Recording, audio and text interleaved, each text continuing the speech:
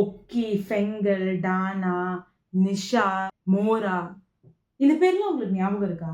நீங்க இந்த பேரெல்லாம் ஒரு குரூஷியலான சிச்சுவேஷன்ல கேட்டிருக்கீங்க. அதை பத்தி தான் நம்ம இன்னைக்கு பார்க்க போறோம்.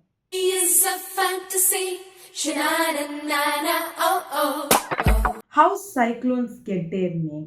ஒரு சைக்ளோனுக்கும் யார் பேர் வைக்கிறா, எப்படி பேர் வைக்கிறாங்க அப்படிங்கிறது. குளோபலாகவே 6 ரீஜனல் ஸ்பெஷலைஸ்டு மெட்ரலாஜிக்கல் சென்டர்ஸ் வந்து இருக்கு. அதுக்கப்புறம் 5 ட்ராபிக்கல் சைக்ளோன் வார்னிங் சென்டர்ஸும் இருக்கு.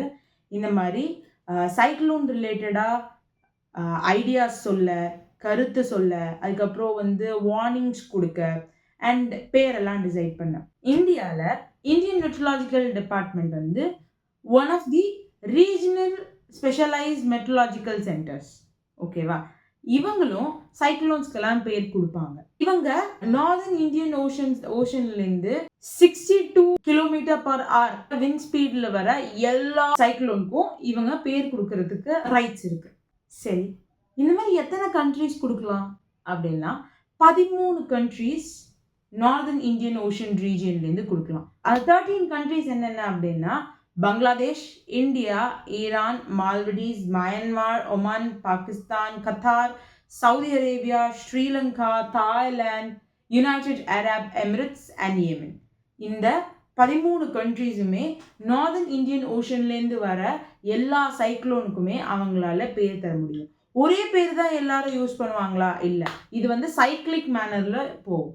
இப்போ சவுதி ஒரு பேர் சொல்லுச்சு அப்படின்னா நெக்ஸ்ட் வந்து கத்தார், நெக்ஸ்ட் வந்து அமென். இவங்க வந்து ஒரு ஆர்டர் வச்சிருப்பாங்க. அந்த ஆர்டர் படி நேம்ஸ்லாம் ஜென்ரேட் ஆகும்.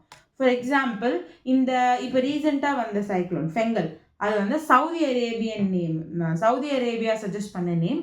அந்த நேமுக்கு மீனிங் வந்து ரீஜனல் டைவர்சிட்டி அப்படிங்கிறது தான் மீனிங்.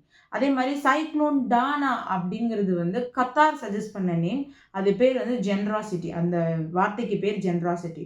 ரெமல் அப்படின்னு சொல்லி ஒரு நேம் வந்து ஒமன் வந்து நாட்டில் இருக்கிறவங்களாம் சஜஸ்ட் பண்ணாங்க. அது பேர் சாண்ட் அரபிக் லாங்குவேஜில். மெண்டஸ், சைக்ளோன் மெண்டஸ் அப்படிங்கிறது யுஏஇ சஜஸ்ட் பண்ண நேம்.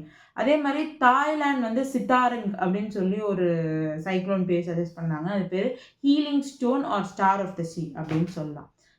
இந்த மாதிரி ஒரு கண்ட்ரியும் ஒரு பெயர் காரணத்தோட, ஒரு மீனிங்கோட, ஒரு இன்னர் மீனிங்கோட அவங்க வந்து சைக்ளோன் பேரை டிசைட் பண்ணி அவங்க கொடுத்துருவாங்க. இந்த சைக்ளோன் பேர் எல்லாமே வந்து ஆன்லைன்ல இருக்கு. இப்போ இதுல வந்து ஏன் சைக்ளோனுக்கு பேர் வைக்கிறாங்க அப்படின்னு பார்த்தா 3 காரணம் தான்.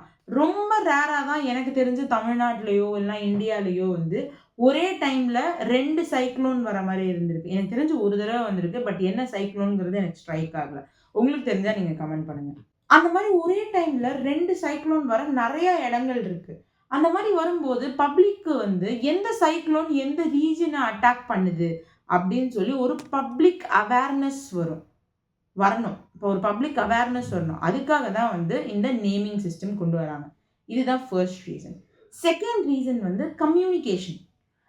ஃபோர்காஸ்டர்ஸ்க்கும் ரெஸ்பாண்டர்ஸ்க்கும் வந்து ஒரு கம்யூனிகேஷன் வேணும் அப்படிங்கிறதுக்காக.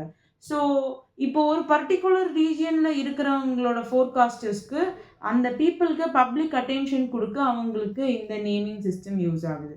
அண்ட் தேர்ட் வந்து ட்ராக்கிங் அண்ட் ஃபோர்காஸ்டிங். இது வந்து ஃபோர்காஸ்டர்ஸ்க்கே யூஸ் ஆகுது. ஏன்னா வந்து ஒரு பாயிண்ட் ஆஃப் டைமில் 2 சைக்ளோனுமே பாத்தை கிராஸ் பண்ணும்போது இவங்க வந்து இந்த ஐஎம்டியில் வந்து சிம்பிள்ஸ்லாம் யூஸ் பண்ணுவாங்க ஏர்லியரில். ஸோ அந்த மாதிரி சிம்பிள்ஸ் போட்டு எப்படி வந்து ஏர் மூமெண்ட் இருக்குது அப்படிங்கிறத கண்டுபிடிக்கிறதுக்குமே இவங்களுக்கு வந்து யூஸ் ஆச்சு. இதுதான் 3 ரீசன்.